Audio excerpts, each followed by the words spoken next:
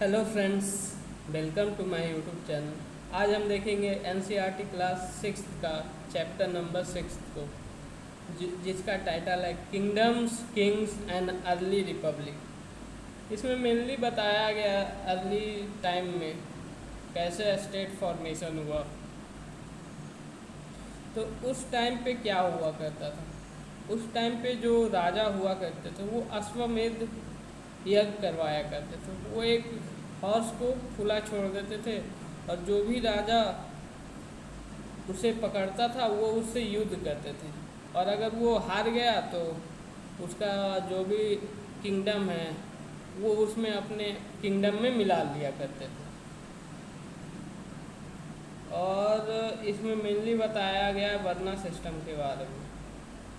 तो वर्ण सिस्टम के बारे में हमें पता चलता है लेटर वैदिक एज में, जो कि लेटर वैदिक जो भी टेक्स्ट बुक हुआ करते थे उस समय, सामवेद, यजुर्वेद, अथर्ववेद, इसमें जो पृष्ठ है वो लोगों को 4 ग्रुप में डिवाइड किए, जिसे वर्णा बोला गया।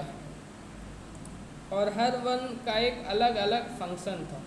जैसे कि ब्राह्मण ब्राह्मण का काम क्या हुआ करता था कि वेद को पढ़ना, यज्ञ करवाना, दान देना, दान लेना, ये सब ब्राह्मण का काम हुआ करता था।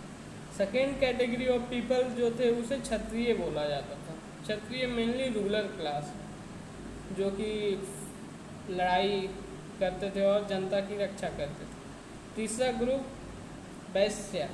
वैश्य मतलब फार्मर, हर्डर्स, ट्रेडर, ये लोग मतलब थर्ड कैटेगरी के लोग थे।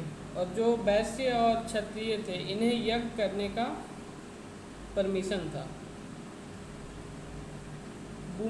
विमेन और शूद्र दोनों को वेद पढ़ने का परमिशन नहीं था। जो पृष्ठ लोग हुआ करते थे, ब्राह्मण्स लोग जो होते थे, और ये कैसे डिसाइड करते थे, ये जनरली बर्थ के बेसिस पे डिसाइड होता था। अगर किसी के माँ बाप ब्राह्मण्स है और बच्चा भी ब्राह्मण ही होगा। अब आगे मतलब वो ऋग वेद लेटर वैदिक पीरियड में एक और ग्रुप इमर्ज हुआ, अनटचेबल्स, जिसमें जनरली क्राफ्ट पर्सन या फिर हंटर एंड गैदरर ये सब हुआ करते थे। अब हम जनपद के बारे में जानते हैं। तो जनपद का जो लिटरल मीनिंग है, जहाँ लोग रहते हैं और जहाँ सेटलमेंट हो उसे ही जनपद बोला जाता है। जैसे कि पुराना किला हो गया दिल्ली में, हस्तिनापुर हो गया मेरठ में, अतरन जी खेरा हो गया इटा में, तो इसे जनपद बोला जाता था। और जनपद में लोग मेनली पॉटरी बनाने का काम करते थे, जैसे कि ग्रे वेयर पॉटरी हो गया। अब महाजनपद किसे बोलते हैं, तो कुछ 2500 साल पहले कुछ जनपद जो थे वो बहुत ज़्यादा इम्पोर्टेंट हो गए अदर्स से, जैसे कि मगध, और वो एक पावरफुल हब बन गया। उसे ही जनपद बोला जाता था। तो अब हम देखते हैं कि जनपद में जो राजा हुआ करते थे महाजनपद में, तो महाजनपद में एक आर्मी भी बनने लग गया। और जो भी राजा होते थे उस समय वो सैलरी देना स्टार्ट कर दी। किसे? जो भी आर्मी हुआ करता था उससे। अब टैक्स का क्या ज़रूरत हो गया, क्योंकि महाजनपद बन गया है तो अब उसे बड़ा बड़ा फोर्ट्स बनाना है, बिग आर्मी को मेंटेन करना है, तो टैक्स का ज़रूरत होगा ही। अब टैक्स कैसे लिया जाता था, तो टैक्स क्रॉप्स पे मान लीजिए जितना भी प्रोड्यूस हुआ है उसका 1/6 क्रॉप वो चला जाएगा राजा के पास। अगर कोई क्राफ्ट पर्सन है तो वो कैसे टैक्स देगा, वो टैक्स देगा अपना लेबर करके, जैसे कि वीवर हो गया, स्मिथ हो गया। और जो हर्डर हुआ करते थे, शेफर्ड हुआ करते थे, वो कैसे टैक्स देते थे, वो जानवर दे दिया करते थे। और जो एनिमल प्रोड्यूस होता था जैसे मिल्क हो गया।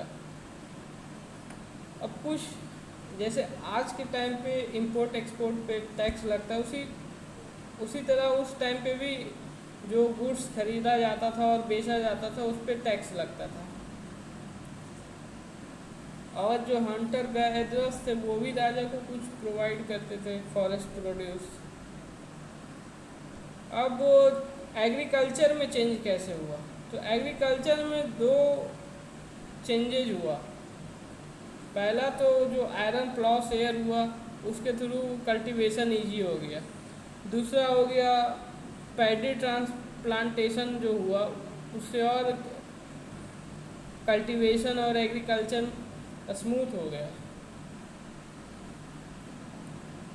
अब जो स्लेव मेन हुआ करते थे और वीमेन हुआ करते थे, जिसे दास और दासी बोला जाता है, वो जनरली लैंडलेस एग्रीकल्चरल लेबर, वो लोग काम करना पड़ता था उन्हें एग्रीकल्चरल फील्ड पे। अब मगध क्यों इतना पावरफुल महाजनपद के रूप में इमर्ज हुआ? क्योंकि मगध के पास ट्रांसपोर्ट सिस्टम था, वाटर सप्लाई था, रिवराइन रूट हुआ करता था, जो कि पाटलिपुत्रा और जो भी इम्पोर्टेंट सिटीज़ था इकोनॉमिक एक्टिविटीज़ के पॉइंट ऑफ व्यू से, उसे कनेक्ट करता था। एलिफेंट हुआ करता था जो कि आर्मी के लिए बहुत ही हेल्पफुल हुआ करता था फाइट के लिए।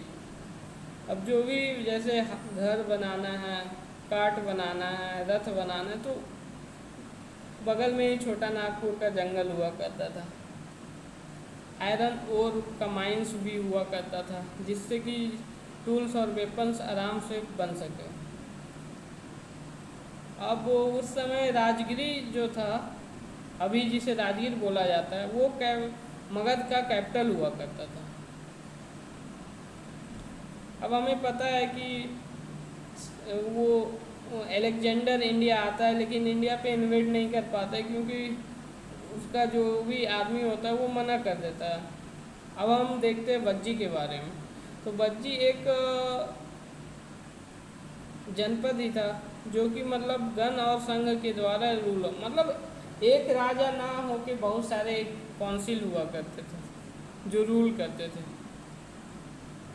और इसमें वीमेन और दास ये सबको अलाउ नहीं था काउंसिल में एंट्री करने के लिए।